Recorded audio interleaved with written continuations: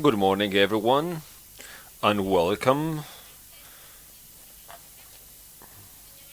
Ladies and gentlemen, on behalf of the Latin American Energy Organization, the Ministry of Industry, Mining and Energy of Uruguay, the IDB, and the First Investment Forum by IRENA, we would like to welcome you all to the 8th Energy Week. It's an honor for us to be part of this event. And today we are in Montevideo, Uruguay. We would like to thank our sponsors,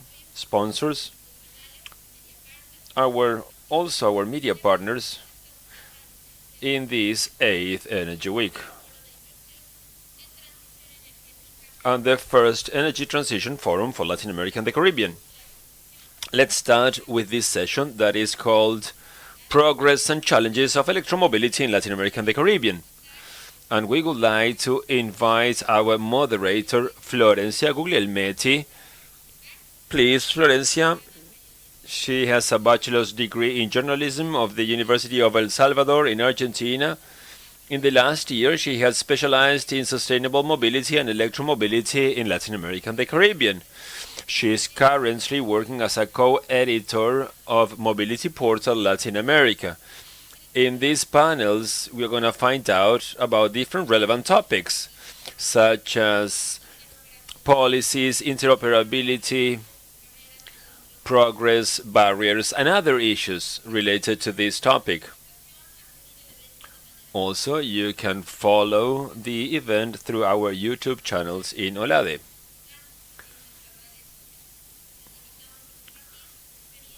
We invite you to share all your experiences using hashtag Semana de la Energía. Now, Florencia, you have the floor. Thank you very much to all of you. Okay, good morning everyone, and thanks for being here in this electromobility panel. Thank you for that. So now we're going to be talking about projects, opportunities, and challenges in Latin America and the Caribbean. I don't want to speak too much because I know that you all are interested in the speakers. So these are the speakers that we have today. We have Antonella Tambasco, Advisor for Demand Access and Energy Efficiency in the Ministry of Industry, Mining and Energy, Javier Morales, Economist in the Global Practice of Transportation, World Bank, Blas, that works in Montevideo, Fernando Fangoni, an expert of the Central American Bank of Integration, MIGES, of IMRC, and Joan Orbia, that is the project manager of the United Nations Programs for the Environment. Thank you, all of you, for being here. So I will start this debate, and I will start with the locals here. Antonella, you will start. The thing is, in Uruguay is working very, very well when it comes to regulations. You have a very interesting regulatory support. I believe that the next steps to be taken are the incentives. I would like you to tell us about incentives, how to implement those, especially in electromobility. Thank you.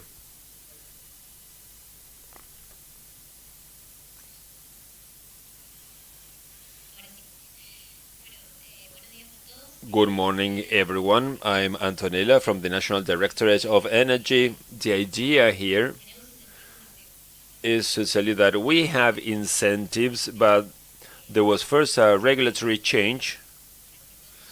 Uruguay was in the process of transforming its electricity generation. We don't have oil, and that's why our situation is not the same as the rest of the countries. That's why we opted to generate incentives.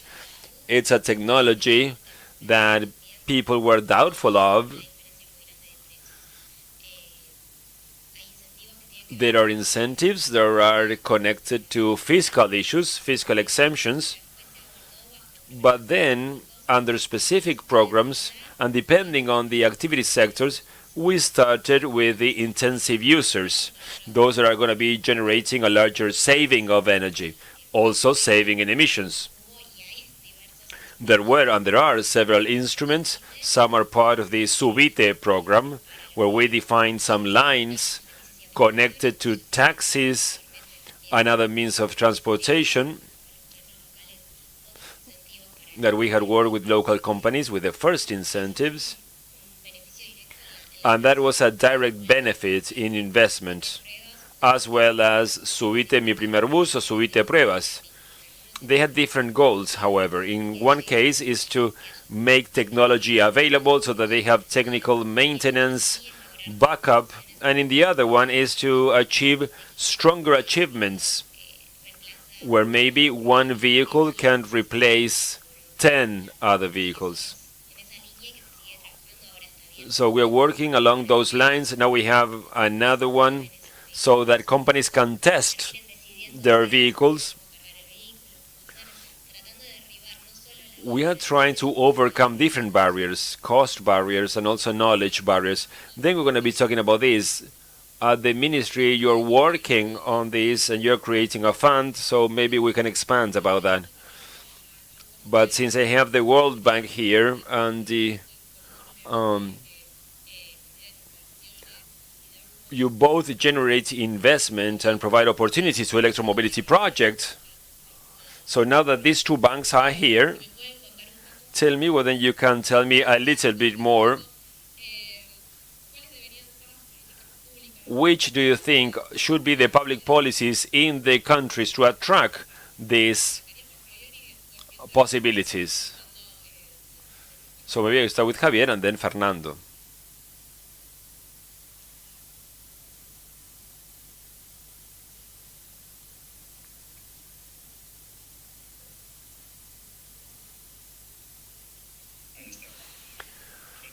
Okay, cool. So then, Florencia, thank you. The thing is that electric mobility is key between the decarbonization objectives at global level and, of course, that we provide support, including the World Bank. We know that decarbonization of transportation is urgent.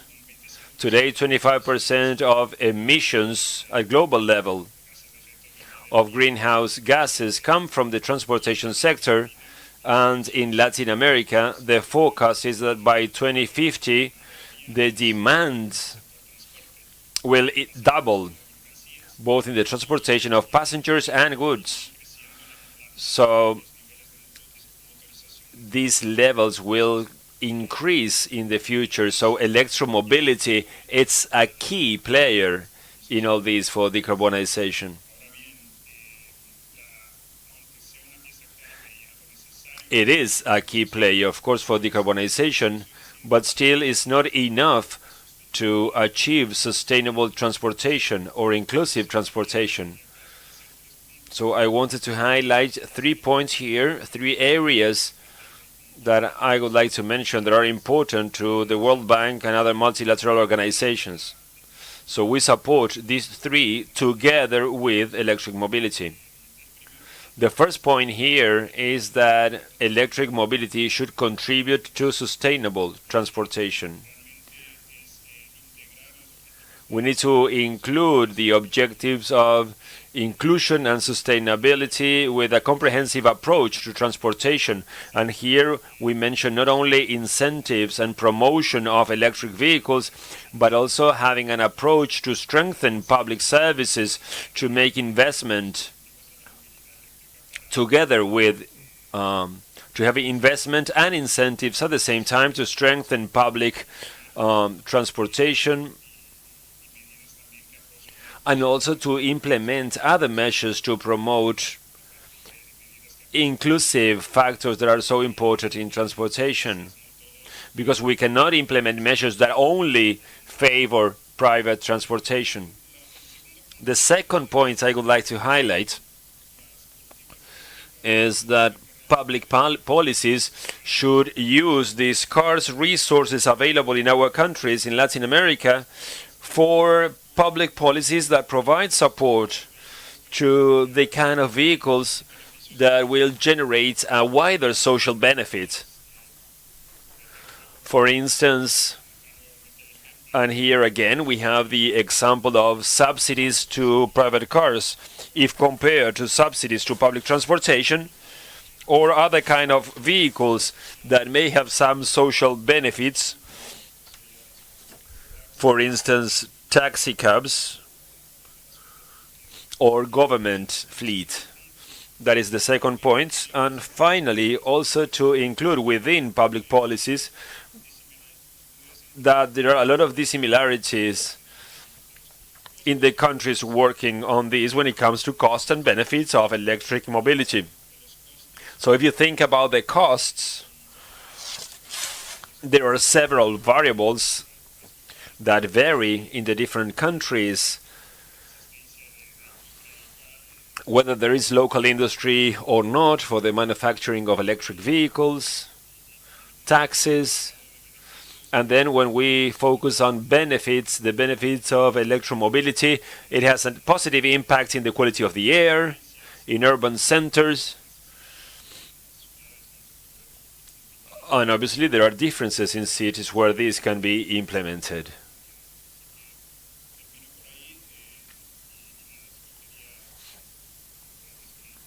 And I just wanted to highlight that electric mobility is important, but together with a mobility that should be inclusive and sustainable. And also we need to think about the differences in the different countries. Thank you. I told you I was going to be brief. Well, I don't know. It's a pleasure to be here, Fernando Facconi of BCE. I will spend some seconds to tell you about the bank. Since we're in Latin America, and maybe you're not that familiar with this bank. BCE is the multilateral bank for Central America. It was founded in 1960 by Central American countries. As the bank grew, we had different members. Mexico, Colombia, Argentina are part of the bank. There are some other members that are also part of BCIE, and they have improved our credit rating, and that allowed us to provide better credits with better conditions. When it comes to urban mobility, the bank has also made significant progress, especially when studying the situation in each Central American country. And based on those studies, we got to know the barriers of each country. And if we look at it, we should look at it for a more comprehensive approach. And we have created an internal instrument that is very important to us, that is called sectoral intervention framework, that allow us to provide better services to urban mobility sector. And with that, we define 3 specific components that allow us to define the kind of initiative we are providing support to. The first component is, I'm going to rush through this. First, to finance active mobility projects. Second is the modal change, so that we have mass transportation services. I'm not going to go into detail, but you can learn more about this. And then the third component, that is replacing the fleet. There we have the concept of electromobility and low emissions. Based on all these 3 components, the bank has also carried out some case studies. In Latin America, we're still in the beginning of electromobility. There are 2 steps that we have identified: the northern triangle of Central America, where the process has just started with the planning stages, and then the southern parts. And I can see Guadalupe here, my friend from the Energy Secretariat of Panama. Panama, Dominican Republic, and Costa Rica have important penetration levels, not only in electric vehicles, but also in mass transportation. So based on that, we have defined a potential, a business potential. It is very important for us. After all, we are a bank, and we have identified kind of $57 billion of potential market in 20 years. that is connected to replacement efforts for the fleet. So for us, of our credit lines, it is very important because you can see that in some countries we have manufacturers, so at the same time we generate the need based on this potential offer or potential demand that we can have in our region. And to answer your question, the bank has several instruments. Public policies are very important to us. And in the case of Costa Rica, and I think that you all know about Costa Rica and the country that has represented us in terms of electromobility and renewable energies, we had an analysis as from the coming into force of the law promoting electromobility, and from that legal framework, and there was also a fiscal framework associated to that, we saw how that segment of the market developed, especially in private vehicles. So at the bank, what we do is we have some operations,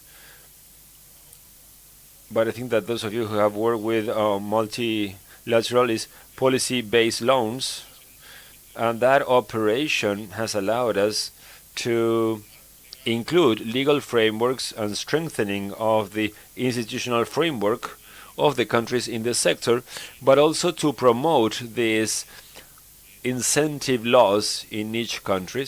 We have invested more than $2 billion in the last 5 years to promote public policies, and these include electromobility law, strategies for electromobility, and that is the way in which, through these financial instruments, we can provide support to the strengthening of these public policies so that we can accelerate the process of electromobility adoption. Okay, then we can highlight some of the uses. I wanted to talk to Johnny, since we have, and you know that their organization works with this, so you can tell us about how is your exchange between PENUMA and these multilateral organizations. Thank you very much, Florencia. As you said, we work as a UN team with different multilateral banking. We work with the World Bank, with CAF, BCIA, with different organizations. And what we do from PENUMA is to provide support to the countries so that they can finance different projects. We have provided support to strategies, regulations, laws. In the last 4 years, we have worked directly with 14 countries where we have developed 5 strategies apart from other 2 that we had. We had provided support in the interinstitutional support between the different organizations in the country. Also, we have focused on the 3 priority sectors: energy, transportation, and environment, but also with other stakeholders, such as my colleague mentioned, if you have industrial development sectors, for instance, or incentives with finance tools, or strengthening of all those instruments or opportunities to exchange between the different ministries so that they can develop the objectives and the planning around electric mobility, but also for them to be used as a legacy for the investment that will make those objectives a reality.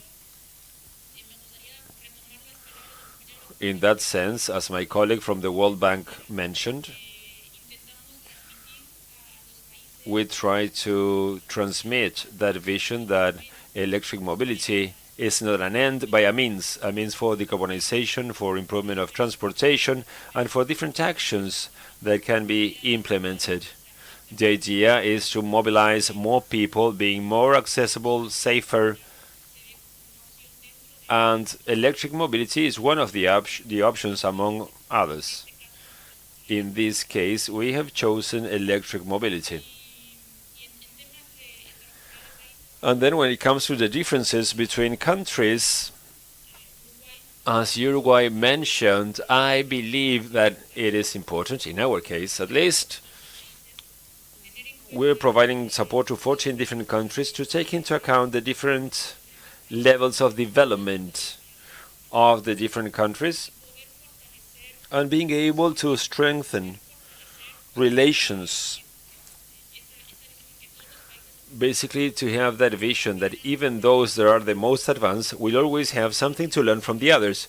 And to keep those relations alive, I think it has been successful up to a point. I think that in Uruguay, they mentioned that thanks to the projects, they are connected to the National Learning Institute in Costa Rica for very technical stuff. But those are actions that can be developed. So with all this work providing technical assistance, we help countries to have this kind of box waiting for investment about strategy or policies that of course respond to national interest and also to the Paris Agreement, NDCs, and all the climate structure that in a way justify the UNEP is very active with electric vehicles, and in fact this week they launched a tool that we will be talking a lot, we will be speaking a little bit more about that in a couple of minutes. Now, Frederick, let's talk about costs and being competitive, because initial investments can be difficult. So I would like to ask you which the perspectives are when it comes to competitivity costs.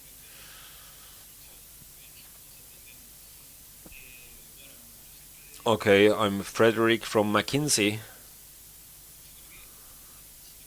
I believe that if you allow me, I will go one step back to understand the largest drivers that we have identified through conversations with our clients. First, I think that first one is regulations, public policies, objectives, commitments, incentives, etc. Secondly, I would say that within this, we can include the reaction to those regulations in the manufacturer OEMs that include within their plans the inclusion of more and more electric models. Then I would talk about demand. This is increasing in Latin America. I mean, consumers that are aware of the need to decarbonize transportation and to have an impact on that. Also on the demand side, also the demands by the private sector. In many cases, especially if they are international, they have decarbonization plans to reach some specific decarbonization goals, and transport obviously is one of the first areas to work on. And basically they have decarbonization plans for the fleet, and that has an acceleration process that is important. Thirdly, when we talk about cost and technology, we need to think about the perspectives for cost reductions, and that is impacted through scale economies, and we need to increase also the manufacturing capacities. Then to have other technologies like hydrogen, and fourth, infrastructure that is required for this. Obviously, in the world of batteries and also hydrogen, we have that problem of the egg or the chicken, that is basically recharging those. Then going back to costs, I think that's a different reality based on what we see and also between the different cases of use. When I say between countries, I'm thinking about the electricity resource and also taxes, incentives. The reality in Uruguay is obviously different to the one in Colombia. And the adoption cost is also important, and transitions to electric vehicles. I think that in the region, in McKinsey, what we see is the break-even of the electric vehicle versus the fossil fuel version. And when I say a cost break-even, I'm thinking about the cost of purchasing and the cost of use. The first cases of use are going to be electric buses, and I think that is one of the reasons why this is the segment where public policies aim to. Then two-wheelers, and two-wheelers play a very important role in the region. There are many, many examples of this in the world, especially in the Southeast Asia. Taxis with intensive use, and then light vehicles.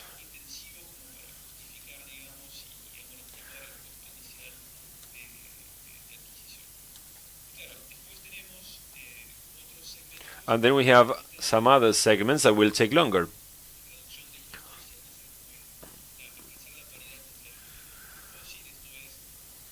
And those sectors are very heavy vehicles, trucks that are above 16 tons, and the break-even will probably take place in a decade.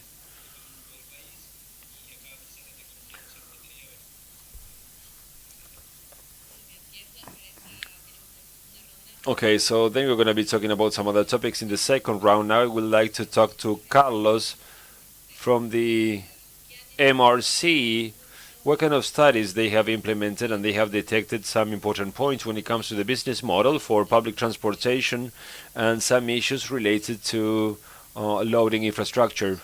Thank you, Florencia. Good morning, everyone. I'm Carlos Miguez. I'm the director of MRC. MRC Consultant Services is a Spanish company that operates worldwide, that focuses on energy, water, energy transition,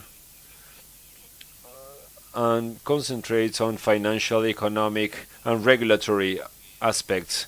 In Latin America, we are working on sustainable mobility and energy transition.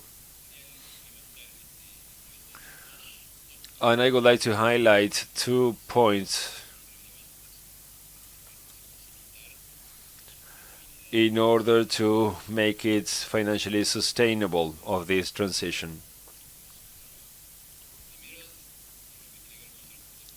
So when it comes to public transportation, then I will tell you more about private transportation. When it comes to public transportation, as they mention here, it is obvious or very clear that the investment cost, the incremental investment cost for fleet renewal, it's a very important barrier for the implementation of this fleet change. We all know the situation in the most extended business model, that is the one basically providing transportation services, that owns the buses. In the financial statements and the balance of that, especially after COVID, financial requirements to renew that fleet in some cases are impossible to achieve. There have been great efforts, major efforts by different governments. We are familiar with the case of Uruguay because we have worked with Uruguay. That is basically about subsidies for that investment and that change of fleet, renewal of the fleet, but there are subsidies that cannot last forever. They should be an incentive, an initial push. But it is necessary to look for business models that are innovative, that allow us for that renewal to be financially sustainable. Latin America is an innovator in that sense. The case of Chile and Colombia are very interesting cases in which we have third parties into the transportation sector, agents that invest, for instance, in different components, the load infrastructure, the batteries, and through a leasing model, they allow using those assets to the operators. So they transform the investment cost into an operational cost of leasing that makes everything easier. That has been very interesting. The experience in Santiago de Chile and Bogota are clear about this, and that they are innovative in Latin America. That, in a way, has allowed third parties to get into the transportation system. These agents that were originally from the electricity area, because now we have distributed generation, electromobility. So distributed generation in the sector, as we saw in the previous panel, has had a strong impact in sustainability of distribution. That impact, that can be a downward spiral, because distributed generation implies reduction in consumption. If that consumption is paying for fixed cost of distributors, that will have also an impact, and then we have that negative spiral, and then everything is impacted. You lower the number of clients, you need to increase rates, and then there's a vicious circle that is very negative for distributors. Well, depending on the regulatory framework in each country, electricity companies or electricity groups try to use these leasing models to promote electric mobility and mitigate the negative effect of distributed generation. Of course, that also may have some impact on other businesses. In the case of Chile, for instance, it's very clear. In the case of Brazil, it's difficult for distributors to work on electric mobility.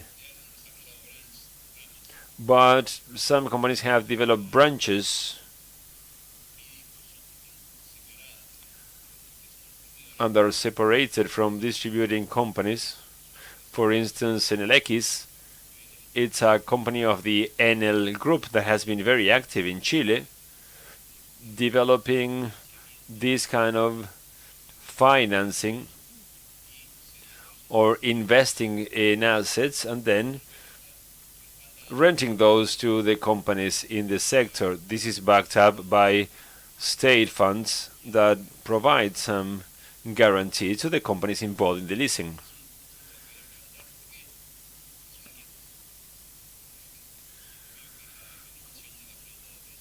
Obviously, the renovating the fleets of public transportation has a high impact. If we try to decide on the options, we would focus on that area, because they open the door to other business models that can be sustainable in time. A comment from the private sector, as Frederick was saying, as Antonella showed with the example of incentives, the decision at private level has two areas. That is the total cost of the alternative, okay? Total cost of ownership. That basically is the individual comparing the total cost of the electric alternative with the other alternative of fossil fuels.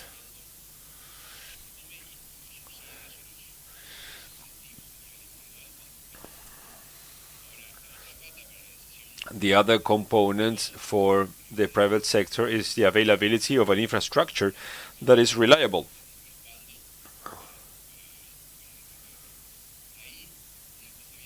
Something else that is very interesting, we are implementing some activities in all CAF countries, and we are assessing the countries. We found an indicator that is electric vehicles by public charge point.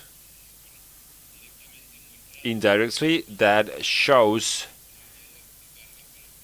the availability of charging for vehicles at a certain specific moment in the market. In China, They have a ratio of 5 vehicles by charging points. US above 10. The European Union has set a goal for over 10 for the next 10 years. In Latin America, the only country that is below 10 is Chile. These data are constantly being updated. Last year, studying that data, Chile is 8 vehicles by charging points, but the other countries are above 50 and 100. There is an indicator, of course, just that. But in a way, that answers that question, because the recharging market is a market that can be promoted in different ways, or an initial infrastructure that then will allow private sector to get in. There are many, many possibilities.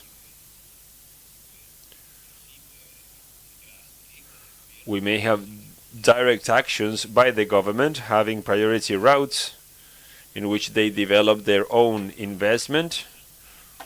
That is one case.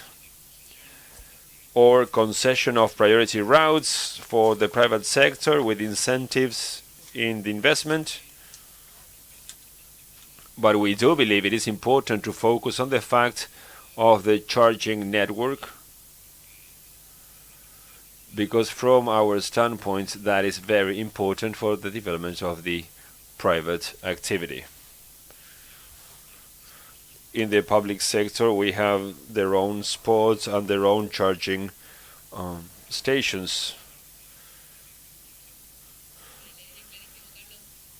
Okay, thank you, Carlos. Now let's move on to the ministry, because I want to know about that fund that will start next year. Can you, Antonella, provide some details about that? Yeah, if you want, I can answer those questions at the same time. Yeah, it's a trust for sustainable mobility. I told you at the beginning that Uruguay imports fossil fuels. We have replaced our electricity generation mix, but now we have an indirect subsidy for public transportation. The objective of that subsidy was to make bus fare cheaper, and the payment was through the liters of gas oil used by the bus. But that went against the most efficient ways, and in our last Congress meeting, we approved a new subsidy to incentive the replacement of public transportation. Because if we go back to what they were saying at first, and intensive ways, we don't have any other mobility modes that we can use for the population to use. We have public transportation. So we aimed at that. Of course, that the jurisdiction of this is the Ministry of Transportation, and the Ministry of Economy agrees with this transformation. So now we are deciding on how to instrument all this, but it is clear that that is the path that we want to go along. And apart from that, I'm talking about interinstitutionality that we mentioned earlier, the definition on how to design the city, that is responsibility of provincial governments. There are already existing support in the metropolitan area to promote electric mobility for the public transportation. There's a combination between the operator, and it's also a situation that changes from one department to the other. We have large departments with a system of public transportation,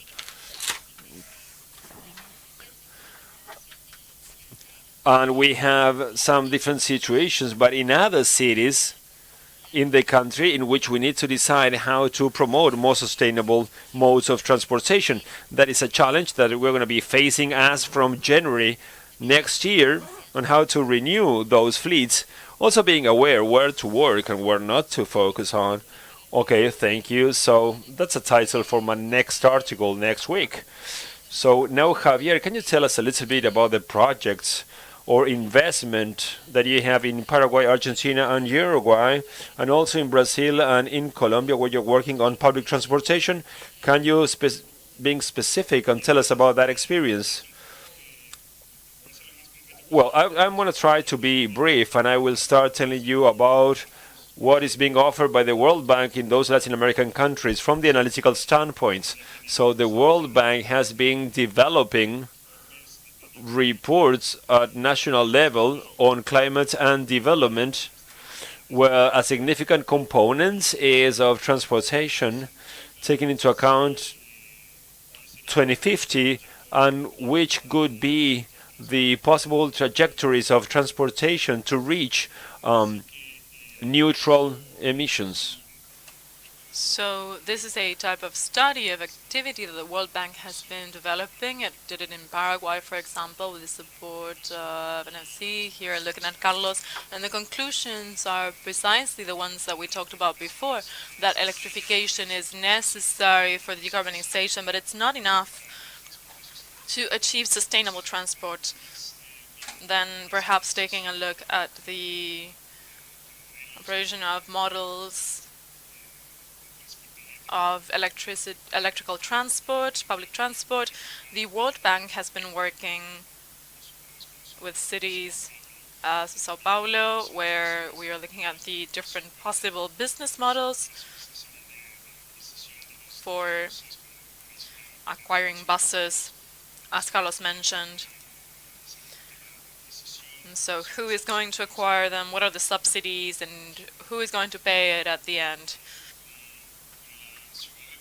With the city of Buenos Aires, to give you another example of activities that the World Bank has been developing, we are working with the government of the city, looking at possible strategies that can be fostered in the city, so in a jurisdiction, in a local jurisdiction, in order to boost the electromobility in the city. One of the key aspects here is seeing what is the roadmap for the operations of that infrastructure. And regarding financing, the World Bank has prepared some projects, for example, in Sao Paulo, with a financing of $250 million in electric buses. And in Brazil, for example, another project in the state of Santa Catarina, not just looking at acquiring electric buses, but also the deployment of infrastructure of Metrobus in that metropolitan area. And so that's sort of the different activities that have been developed and how the bank is working in different countries. Thank you very much, Javier. Fernando, you mentioned the topic of instruments a little while ago, and if we could broaden the mechanisms that SI has for those types of projects. Yes, the bank, to analyze a project, specifically to determine which finance tool or instrument of financing we're going to use, we take a look at 4 elements. So we take a look at the components of investment of the operation, and when we talk about this, so we take a look at the investment elements that we're going to have. And then we have the resources, the income that we're going to get from the project. I loved your intervention, Carlos, and I'm going to mention one of the elements that you talked about, but I think that for our countries this is very important. How this is going to be paid for, what is going to be the capital for the project, in particular in this case talking about buses. So that is an element that we look at in a very detailed way, if there are subsidies, etc. The business model as well, if it's going to be a direct purchase, if it's going to be a rental. As you know, structures have changed in a strong way, and participation in the models as well, and so due diligence has to be oriented towards this. What is going to be the role of the manufacturer, the vehicle manufacturer, the charging stations manufacturer, So what the whole infrastructure is going to be like, what's their role going to be, what is going to be the role of the distributing company. So this has created a more complex situation in the financing process, but we analyzed that in that component, and with all these elements we determine what type of instruments we can deploy.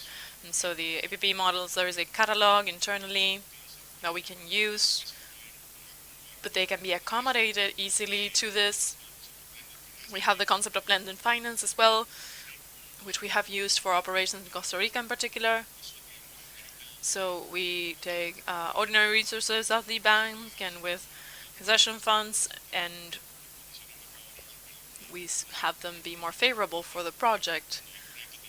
So when there's projects with a lot of impact, with a significant, substantial impact, but you don't have the profit there yet.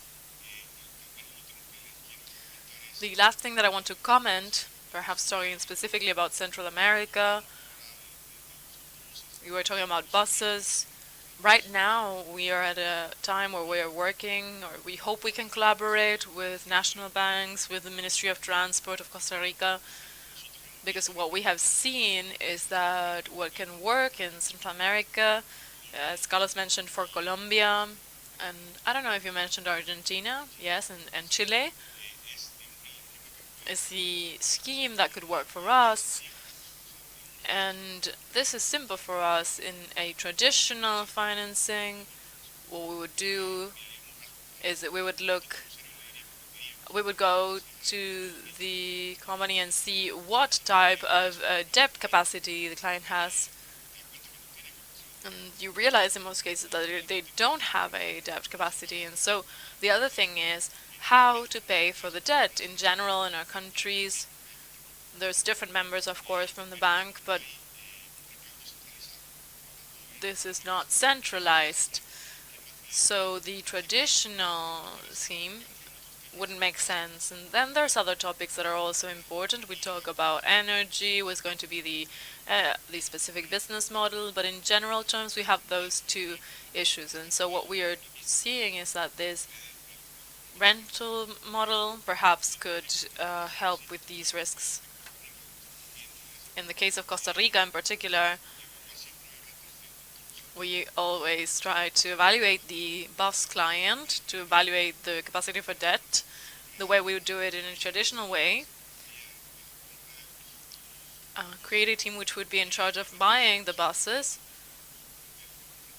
and of course also to be in charge of the lease contracts, and of course there's other elements as well, what role other stakeholders will have. But for you to have a general idea, they would buy the buses, and in the case of Costa Rica, where we are moving forward in backup and being able to have a trust in order to modify the relationship of payment, this is the single model that we are seeing that could work for us, and it has these challenges of electronic payment, centralized. Otherwise, it's going to be very hard for us to move forward with the financing of the buses at that scale. And so there's other elements that we need to analyze, but for you to have an idea, currently in Central America, we don't have a deployment of electric buses that is big. In Costa Rica, I don't know if there's anyone from Costa Rica here, but I think there's around 20. So there are few in Panama. We were talking with Panama, now that I see Guadalupe, but it's a different scheme. It has a sovereign guarantee, so that doesn't apply to all countries. That would be it from me. Perfect. Thank you very much, Fernando. Shone, if you can tell us a bit about objectives and benefits of this tool that was launched by Pneuma, of this charge interoperability. Yes, this was launched yesterday or the day before, which the objective of which is for countries to be able to carry out a self-assessment of interoperability in regulatory terms. And so it's a work that we have been doing with OLADE for 2 years. We have been supporting them with trainings and in the understanding of interoperability is it's not just having a a plug that fits. This can be solved easily, but it's also information exchange, data exchange between the vehicle and the charger, the information online for the payment of those services, the structuring of the service itself, what is the service that is being provided, if we're providing parking services or for charge times, or is it per kilowatts of charge, and what is the business model that is structured. And so there's different levels of interoperability that need to be regulated, and each of those, apart from all the technical elements and capability, protocols, etc., is based or has to take into consideration the national electricity markets. It's not the same what Uruguay did, which is launching a charging infrastructure that is supported by the company UTE, than being in a market that is completely unregulated, where you have different companies, where each province or state has its own energy distributor. It's a very different situation. It's very different if you have public providers or if you have a open competition with private parties. There's regulatory issues that we need to be taken into account at the national level, regional level for this to work. And so this allows countries to see which are the basic requirements, the necessary minimum requirements in order to begin with that regulation process, and what is the optimal case, and based on that see what is the next step in order to structure a framework that enables this and which can be interoperable within the market structure of the country. And so with that, in the Arena Forum there were lots of ideas, and in the AI Forum as well, working with these topics of interoperability, we thought of something during those talks, which is that with a structuring of the guidelines in a way that you could sell charging services, maybe not just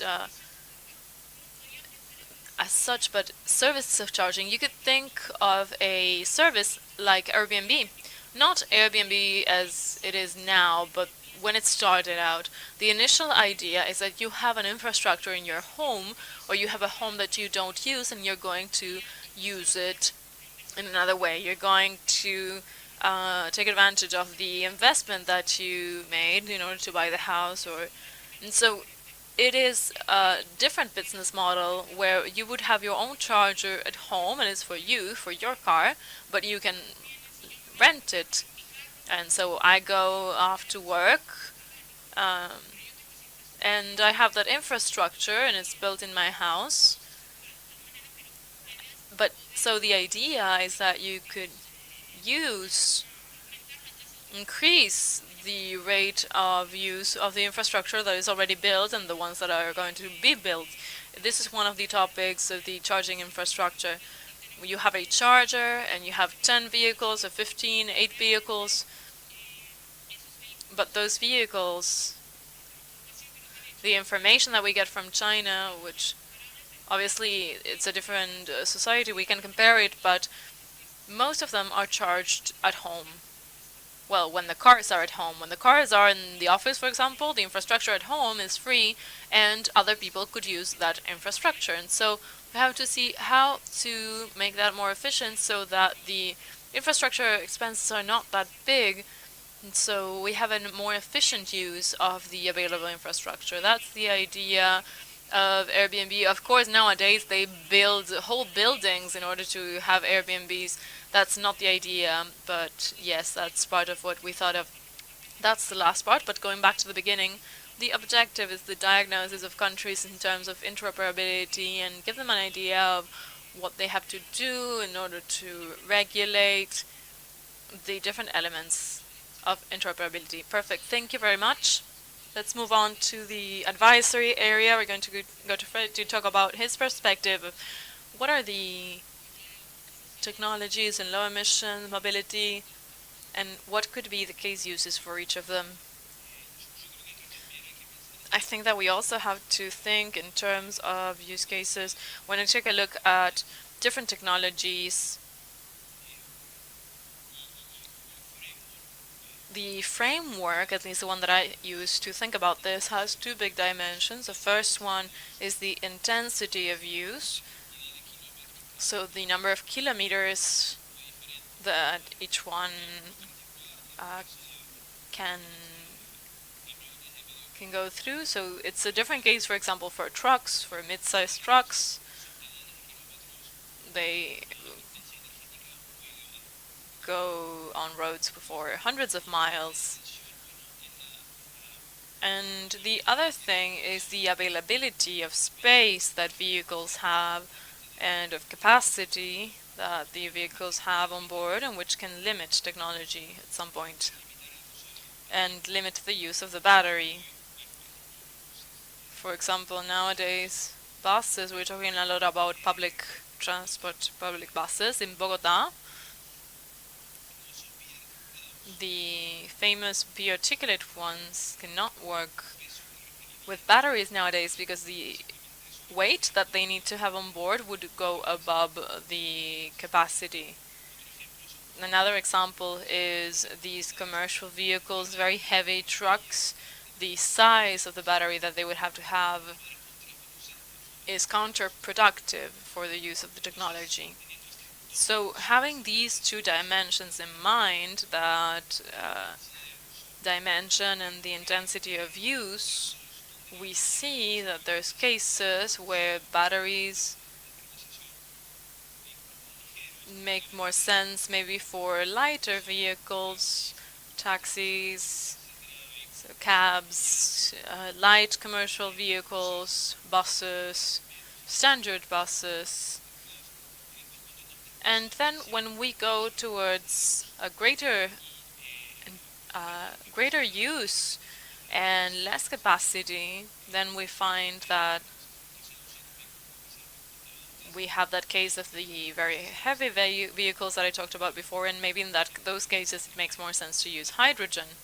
So fuel cells in this case, because hydrogen has a greater density of energy versus that of a battery. And finally, on the other side of the spectrum, we have airplanes, the maritime sector, where there would be sustainable liquids, so to speak. And this big frontier between these two families of land transportation, it is not fixed. It depends also on the local realities of the countries, but also on the technological advances. It's clear now that the developments in the world of batteries are going to maybe push batteries towards being used for those heavy vehicles due to the autonomy that batteries can have, but also there's the cost with Chinese manufacturers. Perhaps there could be reduced cost and we could move this barrier between those technologies that I talked about. It's worth noting that both technologies, first, the reason why many of the roadmaps of low emissions, including Uruguay and corporate transport, is one of the cases of use of hydrogen is something that is worth noting. So application of hydrogen for these very specific cases of heavy transportation. It's worth saying that both fuel cells, hydrogen, and batteries, as we said before, are technologies which have a high acquiring cost, and this is recovered with operation costs. We are not there yet. We hope that that gap is breached with time. The technology of fuel cells is less mature than that of batteries for now. I think that then we also have transition technologies.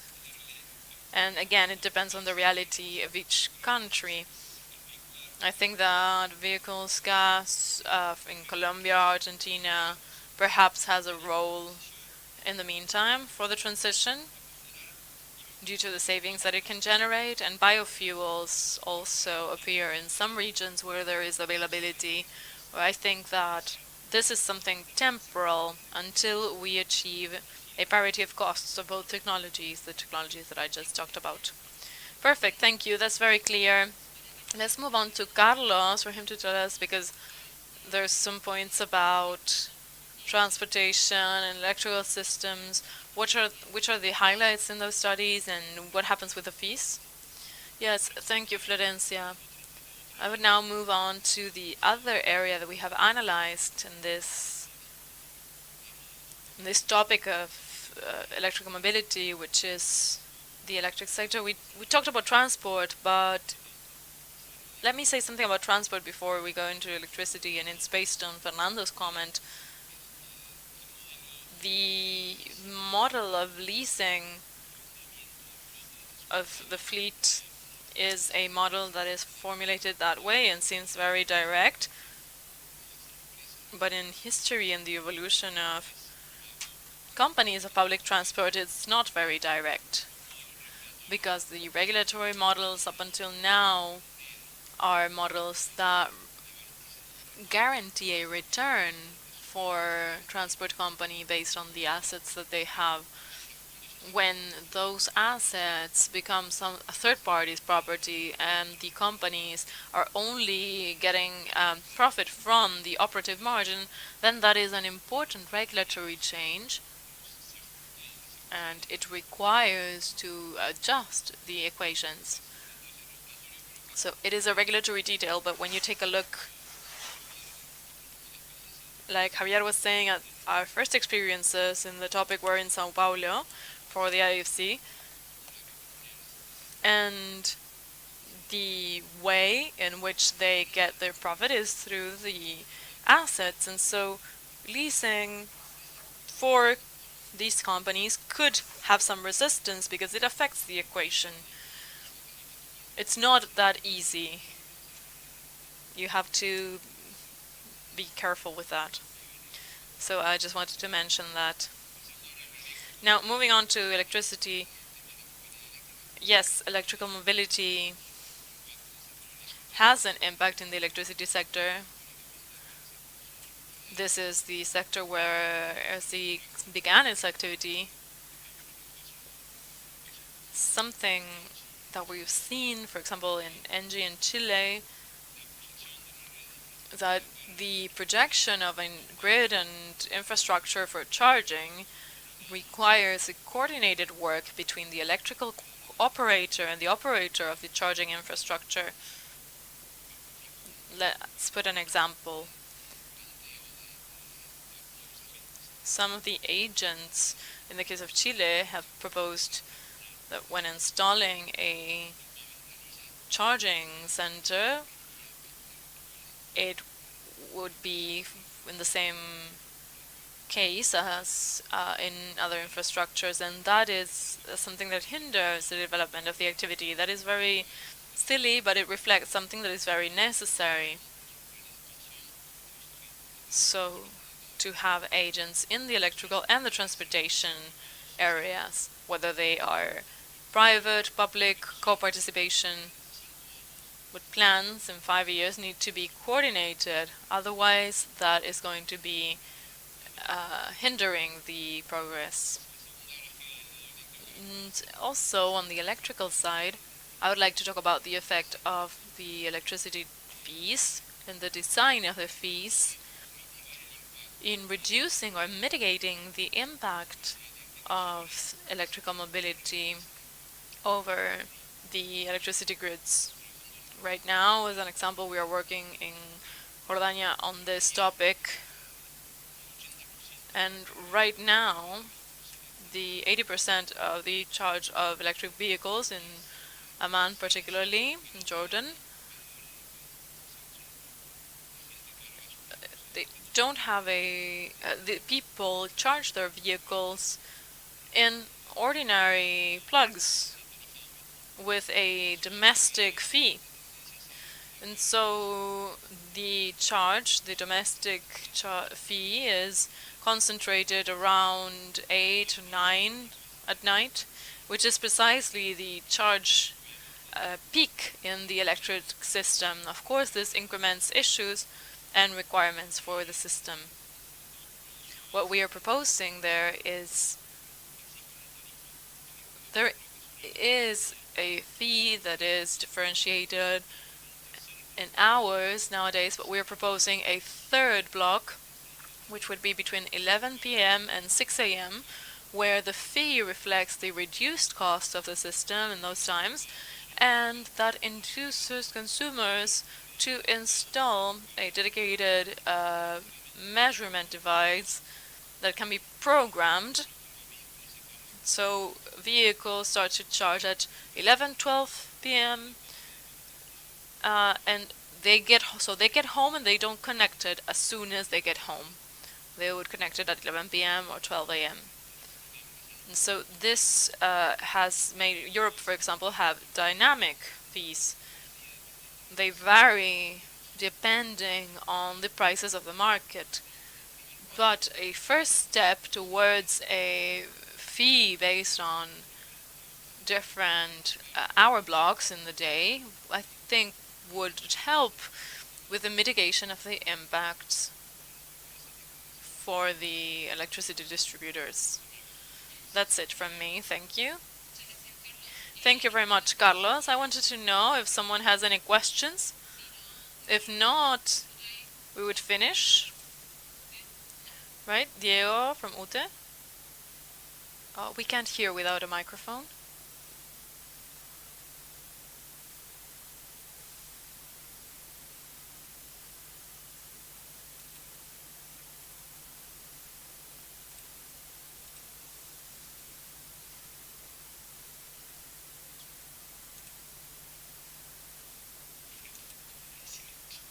Right, so I got the email with the platform of interoperability, and I saw that it will take some time to answer because it's quite deep.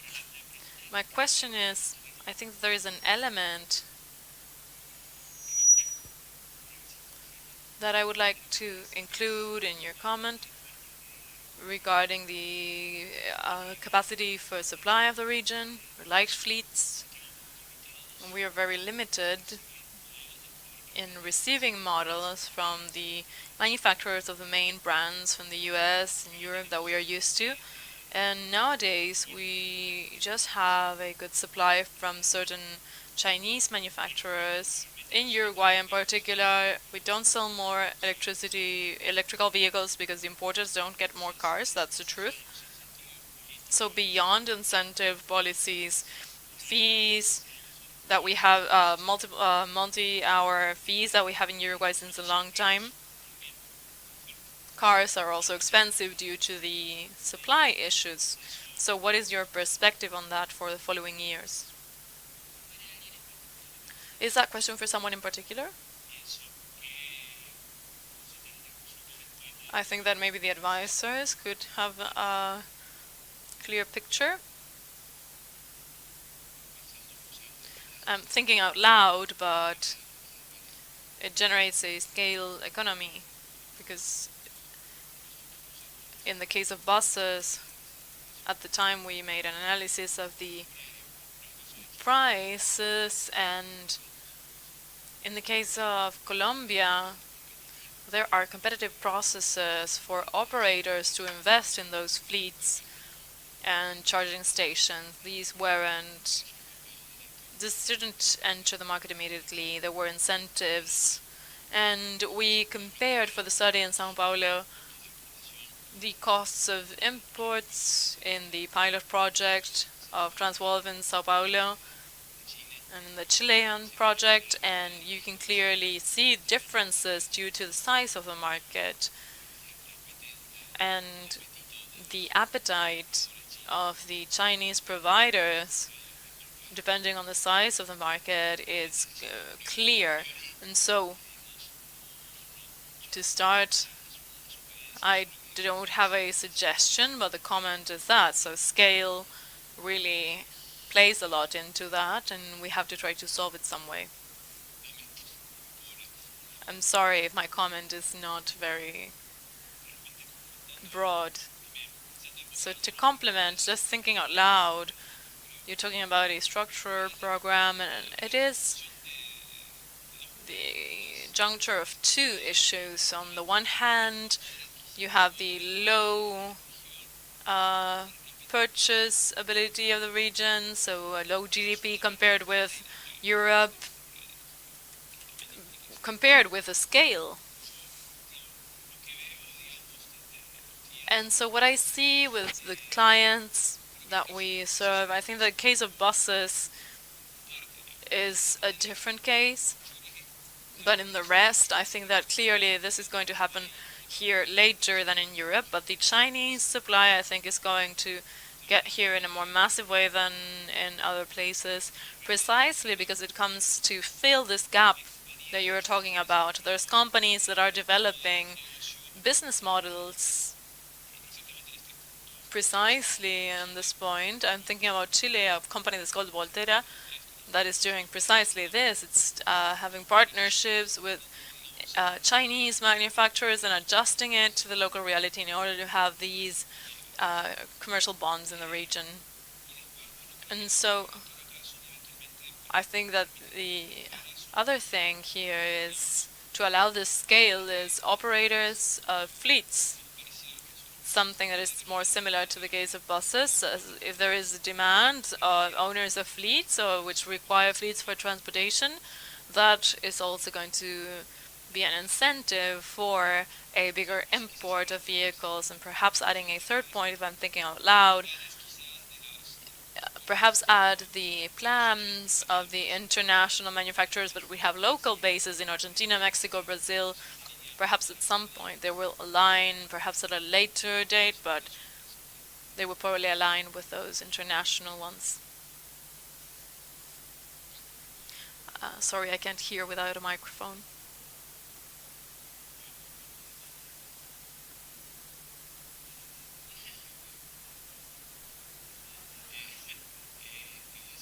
I wanted to say that the demand aggregation is something I think is very interesting, to generate scale through different demands.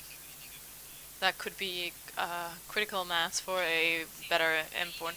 Yes, I would say that in Latin America there are different situations. For example, Mexico has a production market, national production market that is very strong. And so there is a predomination of local manufacturing. So coordination, or Mexico is producing, and basically all of the production goes to US and Canada. And so in the Mercosur region, we have to see what Brazil and Argentina do in order to structure this. The thing of the aggregate demand, I think the case of Panama and Costa Rica are very interesting. Comparatively, they have a very big offer of vehicles, lots of models, lots of types.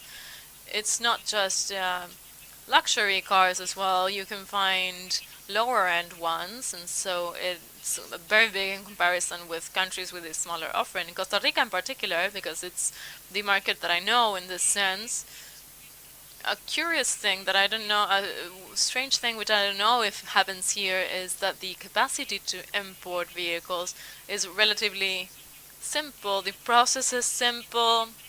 Establishing a company to import vehicles is simple.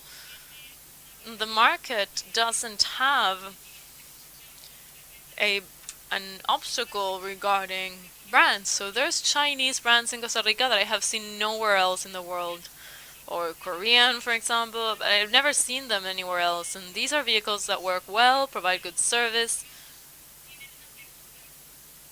So they are open to brands that we've never heard of, but maybe you try it, you see it, and you accept it. And so I think that that's also something, because in general people say Mercedes is very good and the others are very bad. Well, how bad is it and how good is it? So I think that that also plays a part in it. And also, there's different obstacles. So I was talking about how hard it to import a vehicle, what it has to do to be able to sell vehicles in the country. We talk with the countries about vehicle certificates and certifications, and so in Chile, for example, you have a vehicle certification and you have certain rules and processes to certify electrical vehicles, and so can Argentina have theirs, Uruguay? Maybe they can all verify it in Chile, and that's it. You can just bring the certificate, and that's it. You don't have to have one in each country. And so importing vehicles that are not of internationally known brands, they could have that barrier, and so if they say, okay, the Uruguayan market is small, and I have to do all of this, maybe they'd say, okay, let's wait and see what happens. Sorry, I can't hear without a microphone.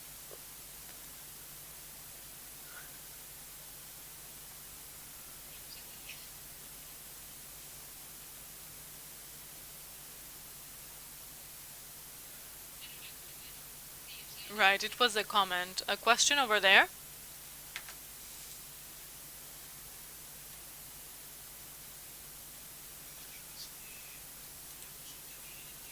Hi, my question is regarding heavy transport.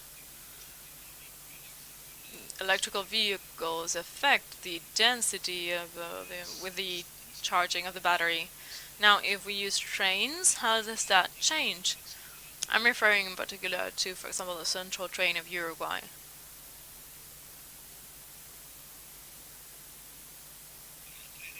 Well, trains are a different thing. I would say that the technological comparison, first is that it has a lot more power, and I think that the alternative that we could think about here is having those trains still run on diesel. And the train itself is much more efficient in energy than road transport, so emissions actually started to happen more due to this change of starting to use more other types of vehicles instead of trains. Yes, of course.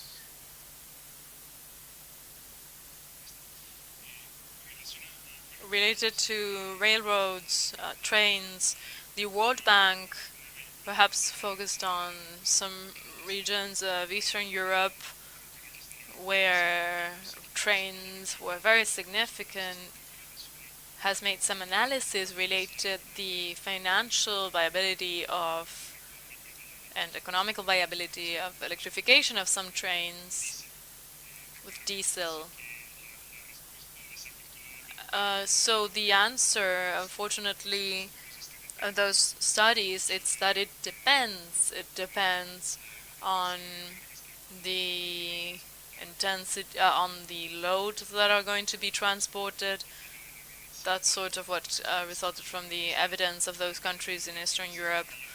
When you think about electrification of passenger trains instead of freight trains, in Buenos Aires in particular, the bank had a very important agenda for electrification of urban trains in the metropolitan area of Buenos Aires, where we've seen benefits of electrification that are quite significant, in particular for the reduction of carbon emissions in the metropolitan area. So I just wanted to mention those things. Okay, if there's no more questions, I think that the questions were very interesting to open up the debate, and thank you very much everyone for participating today, the speakers who really stuck to the time provided. So thank you very much all of you for participating and being in this, and thank you Alade for the invitation. So this session is over.